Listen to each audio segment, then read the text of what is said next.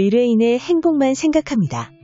법률 문제로 고민에 빠지신 분들에게 정확한 정보를 제공하여 현명한 선택을 하도록 도와드리는 소송 가이드입니다. 영재로 통했던 국가대표 당구선수 출신 A씨가 보이스피싱에 연루된 사건이 있었습니다. 2018년에 A씨는 당시 서울로 상경해 전셋집을 구하려고 대출을 알아보는 중이었습니다. 마침 그때 A씨는 은행 직원이라는 사람에게 연락이 왔고, 은행 직원은 A씨는 은행 거래 기록이 없어 대출이 어렵다. 은행 거래 기록을 만들어줄 테니 그대로 따라하라고 했습니다. 은행 직원은 A씨 계좌로 돈이 입금될 테니 그 돈을 찾아서 현금을 전달하기만 하면 거래 기록이 생기게 되고 대출을 받을 수 있을 것이라고 했습니다. A씨는 당시 사회 경험이 전혀 없어서 아무런 생각 없이 돈을 찾으러 은행에 갔습니다. 보이스피싱 조직원들은 동시간대에 보이스피싱 피해자 B씨에게 연락하고 있었습니다. B씨의 개인정보가 탈취됐는지 보이스피싱 조직원들은 B씨 상황을 매우 잘 알고 있었죠. 보이스피싱 조직원들은 같은 시간대에 B씨에게 전화를 걸어 A씨 이름을 대며 자신을 아무개 은행 A 과장이라고 소개했습니다. 조직원들이 말한 은행은 B씨 주거래 은행이었습니다. 조직원들은 B씨에게 카드론 받은 게 있는데 은행에서 대환대출을 받는 게 좋겠다. 그러려면 카드론을 지금 당장 갚아야 한다.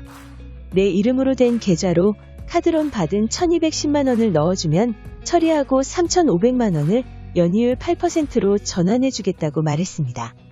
B씨는 주거래 은행에서 전화가 온 데다 카드론을 받은 상황과 금액까지 정확히 알고 있어 믿고 A씨 계좌로 입금했습니다. A씨는 돈이 입금된 것을 보고 현금을 찾아 보이스피싱 조직원이 말한 사람에게 전달했습니다. 뒤늦게 B씨는 보이스피싱인 것을 깨닫고 신고를 했지만 이미 돈은 계좌를 빠져나간 상황이었습니다.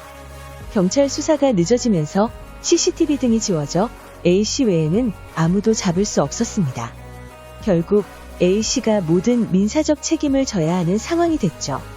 수사기관은 A씨가 정상적인 대출 절차가 아닌 사실을 알고 있었고 범죄에 연루된 금원임을 인식하고 있었으므로 현금을 전달하는 행위가 보이스피싱 범행의 일환임을 충분히 인식할 수 있었다고 판단했습니다. 미성년자에서 벗어난 지 얼마 안 된 젊은 나이에는 가혹할 수도 있는 판단이었죠. 결국 2019년에 검찰은 A씨를 보이스피싱 사기 범행 방조범으로 약식명령 처벌했습니다. 보시다시피 보이스피싱은 그 범죄의 특성상 검거되지 않기 위해 매우 복잡하고 치밀한 점조직 형태를 구성하여 운영됩니다. 보이스피싱에 연루되어 있는 역할만 해도 총책, 콜센터, 인출책, 수금책, 전달책 등 단계별로 다양합니다. 이 중 전달책이라고 불리는 역할은 인출책, 수거책 등으로부터 전달받은 돈을 특정 장소에 두거나 하여 또 다른 보이스피싱 조직원이 찾아갈 수 있도록 하는 역할입니다. 철저하게 분업이 되어 있는 보이스피싱 조직에서 지시에 의해 움직이는 하위 조직원이라고 볼 수 있지만 범행 가담 정도가 낮다고 하여 엄벌을 피할 수 있는 것은 아닙니다. 아르바이트 사이트를 통해 불법이 아니라는 식의 채용 공고를 보고 보이스피싱 전달책에 채용된 경우 자신이 맡은 일이 범죄인 줄 몰랐을 수 있는데요. 이런 경우에 보이스피싱 전달책인 줄 몰랐다고 주장하여 무혐의를 받을 수 있을까요? 보이스피싱 전달책이 무혐의를 받으려면 수사 단계에서부터 전략적으로 대응해야 합니다.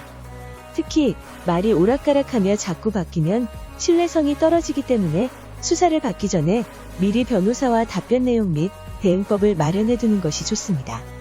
특히 아무 근거도 없이 무조건 억울하다고 주장만 해서는 형량이 더 무거워질 수도 있습니다.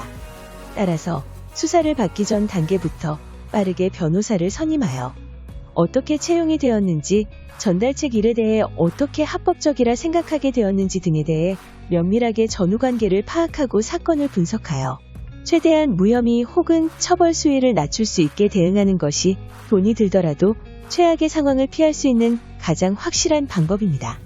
소송 가이드는 법률적으로 문제가 될 수 있는 부분에 관해 상세히 설명을 드리고 그 해결책에 관하여 근거 법령 및 관련 법령을 제시하는 길잡이를 해드립니다. 항상 노력하는 자세로 의뢰인의 이익을 최우선하는 모습을 보여드리겠습니다. 그 밖에 더 많은 정보는 네이버 소송가이드 카페로 오시면 확인하실 수 있습니다. 내용이 마음에 드셨다면 구독과 좋아요, 알림 설정 부탁드립니다. 더 좋은 내용으로 찾아오겠습니다. 꼭 승소할게요.